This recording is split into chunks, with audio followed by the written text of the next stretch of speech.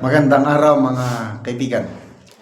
Bigyan natin ng opinion, reaction itong pahayag ni Auntie Claire Castro na dapat daw si BP Sara siyang magpaliwanag yung sinasabi, akusasyon na bumisita daw si BP Sara sa BGMP para kausapin yung si Ramil Madriaga na hindi na siya siwalat sa mga naging kalakaran niya with BP Sara.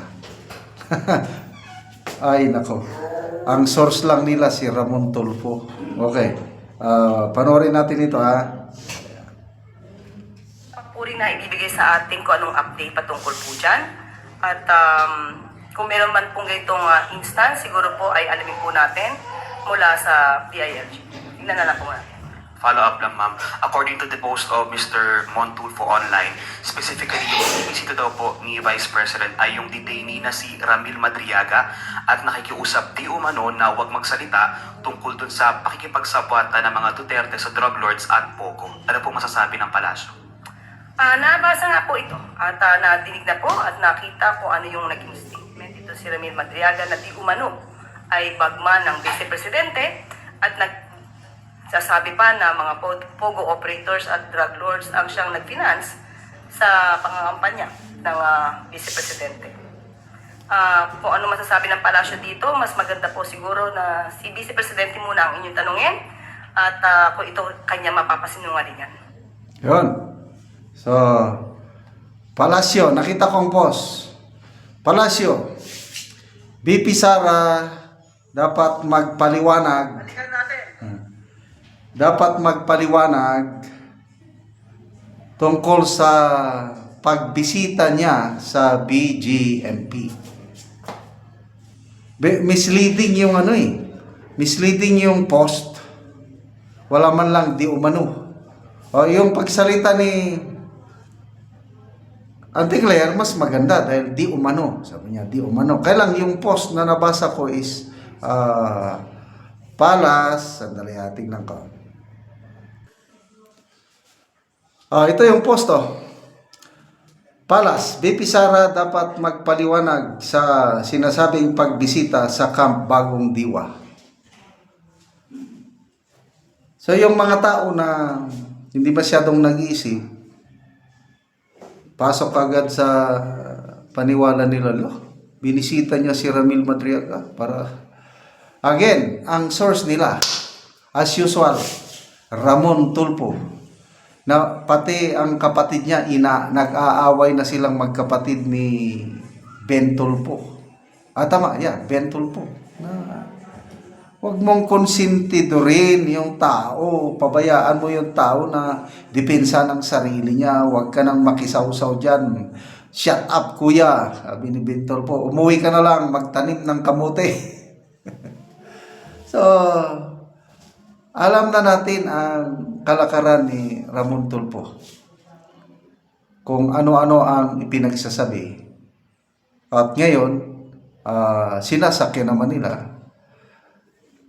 Imposible na magbisita si BP Sara sa Camp Bagong Diwa. Dahil hindi naman niya close yung Ramil Madriaga niya.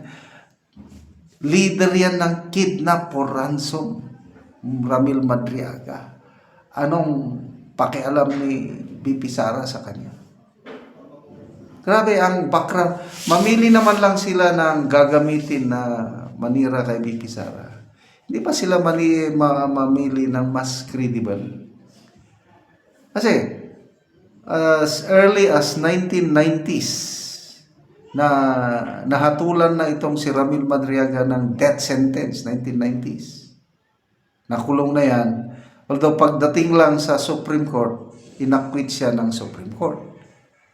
Paglabas niya sa kulungan, balik sa dating gawain, kidnap for ransom na naman. Kaya, yung huling biktima nila, 2 Chinese, na rescue ng mga pulis.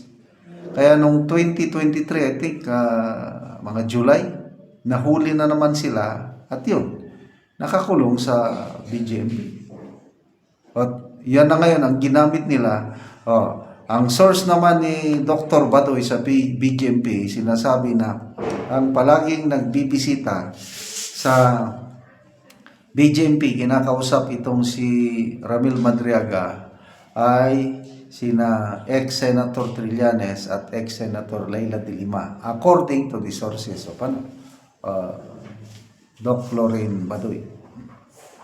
So, wala na yan. Napaka the most incredible o walang very ang daming butas yung kanyang affidavit. Yung member siya ng PSG na dininay naman ng dalawang PSG commanders. Magkaklase sila ni BP Sara sa San Beda College noong 1991, kumuha ng law. By that time, kagagraduate lang sa grade 6 ni BP Sara.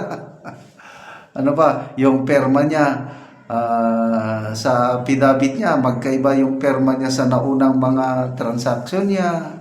Ang daming butas itong Ramil Madriaga na ito.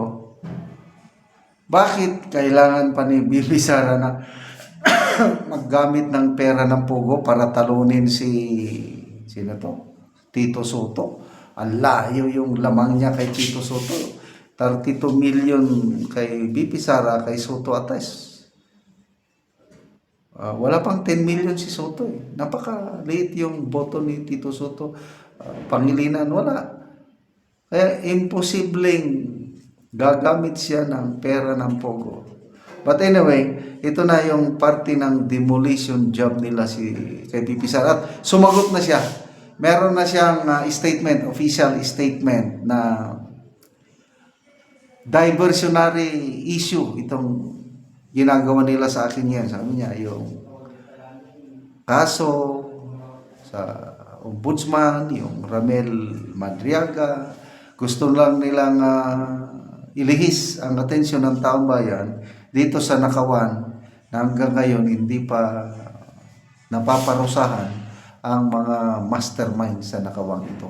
Kaya wag po tayong padistract at wag po tayong maniniwala kagad itong mga hearsay, haka-haka nilang paninira sa ating minamahal na BP Sara.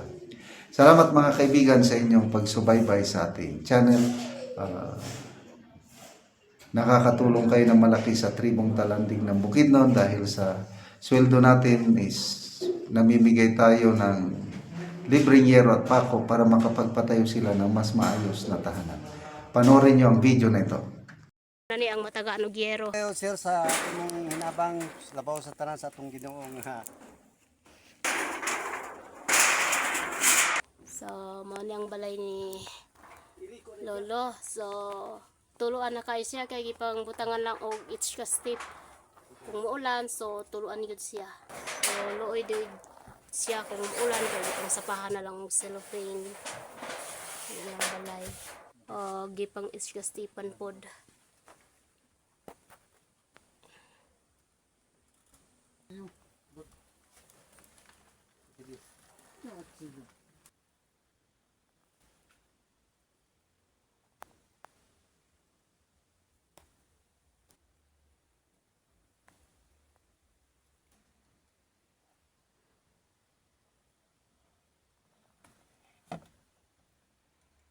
So pila na ni katuig ko lang imong balay sa nain-ani na. 14 na katuig. So 14 years na. So aya pa napulihan og gyero kol. Daw aya pa gyud. So nganong ka aya pa man mapulihan og gyero? Aya pa ipulihan kay na diyan magbagyo, wa pa ni maghigbagyo na. So Atol pod gibagyoan nga niya. nasuruyan Pila na imong edad? 66. So 66 na ka. So na kay mga anak kol. Unong kabok, So anong kabuok? So na duha ang wala magkapamilya. so duha ang wala ka pamilya. So asa imong asawa day? Tuwa sa Cagayan, So nagtrabaho nagtrabaho ang iyang asawa tungod sa ilang kalisod. na may So aya college. pa daw ni may college. mapulihan ang ilang balay nga yero.